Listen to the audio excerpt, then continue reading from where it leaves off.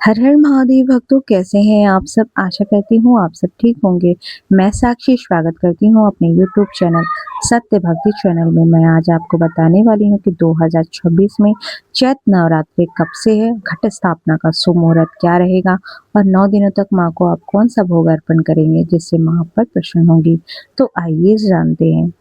चैत्र नवरात्रि शुक्ल पक्ष की प्रतिपदा तिथि से शुरू होती है। चैत्र नवरात्रि हिंदू धर्म में चैत्र नवरात्रि की नई ऊर्जा, आस्था और नए वर्ष की शुरुआत का प्रतीक है। वैदिक पंचांग के अनुसार साल 2026 में चैत्र नवरात्रि 19 मार्च से प्रारंभ हो रही है, जिसका समापन 27 मार्च को होगा। आपको बता दें कि नवरात्रि के दौरान माँ देवी के 9 रूपों की पूजा की जाती है। इसमें पहले दिन माँ शैलपुत्री, दूसरे दिन माँ ब्रह्मचारिणी, तीसरे दिन माँ चंद्रघंटा की और चौथे दिन माँ कुष्मांडा और पांचवें दिन माता स्कंद माता और छठे दिन माँ कात्यायनी की और सातवें दिन माँ कालरात्रि की और 8वें दिन माँ गौरी और सिद्धिदात्री की 9 दिन पूजा अर्चना करने के साथ व्रत रखा जाता है। इसी के साथ ही व्रती लोग पूरे दिन 9 दिनों के लिए कलश स्थापना भी करते हैं और 10वीं तिथि को व्रत का प्रारंभ करते। मान्यता है कि इन्हीं 9 दिनों में ही सृष्टि के सृजन हुआ था, इसीलिए सच्चे मन से की गई पूजा से जीवन में सुख, समृद्धि, शक्ति और सकारात्मक ऊर्जा का आगमन होता है। आइए अब जानते हैं कि चैत्र नवरात्रि का आरंभ कब होगा और कब से कलश स्थापना करना शुभ मुहूर्त है। चैत्र मास के शुक्ल पक्ष की प्रतिपदा तिथि आरंभ 19 मार्च 2026 गुरुवार की सुबह 6:54 से होगा। चैत्र मास के शुक्ल पक्ष की प्रतिपदा तिथि समाप्त 20 मार्च को सुबह 4:51 पे होगा। चैत्र नवरात्रि कलश स्थापना का शुभ वेला 6:50 से लेकर 7:20 तक है। आप अभिजीत मुहूर्त में भी कलश स्थापना कर सकते हैं, जो 19 मार्च को अभिजीत मुहूर्त 12:04 से लेकर 12:52 तक रहेगा। इस समय आप घट स्थापना कर सकते हैं। इस चैत्र नवरात्रि में महासंयोग बन रहे हैं, शुभ योग और राजयोग।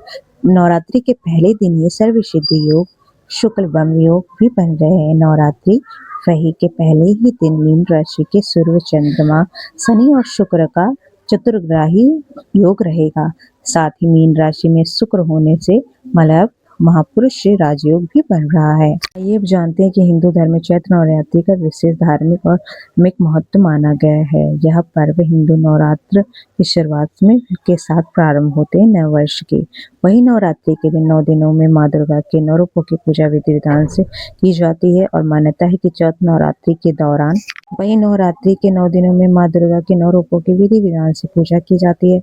मान्यता है कि चैत्र नवरात्रि के दौरान माता दुर्गा का आराधना, व्रत और साधना करने से भक्ति के जीवन में पॉजिटिव एनर्जी आती है और नेगेटिव एनर्जी दूर होती है और घर में सुख, समृद्धि, स्वास्थ्य, फल, सफलता की प्राप्ति होती है। जानते हैं कि माता दुर्गा को इस नवरात्रि में 9 दिनों तक किन किन चीजों का आपको भोग लगाना चाहिए। नवरात्रि के 9 दिनों में माँ दुर्गा को 9 रूपों को प्रसन्न करने के लिए विशेष भोग लगाए जाते हैं, जिसमें गाय का घी, दूध से बनी मिठाइयाँ, फल, शहद, नारियल, मालपुआ और अंत में पूरी और चना प्रमुख है। मान्यता है कि इन सात्विक भोजनों से माँ प्रसन्न होकर सुख और समृद्धि का आपके जीवन में आशीर्वाद देती है। पहला दिन माँ शैलपुत्री का है कि गाय का घी का या घी से बना हलवा अर्पण करे। दूसरा दिन माँ ब्रह्मचारिणी चीनी, मिश्री या पंचामृत। तीसरा दिन माँ चंद्रघंटा दूध या दूध से बनी मिठाई का खीर आपको भोग लगाना चाहिए। चौथे दिन माँ कुष्मांडा को मालपुआ देना चाहिए और 5वें दिन स्कंद माता को केला या केले से बनी मिठाइयाँ। छठा दिन माँ कात्यायनी को शहद या शहद से बनी खीर। 7वें दिन माँ को गुड़ से बनी चीजें देनी चाहिए या तो गुड़।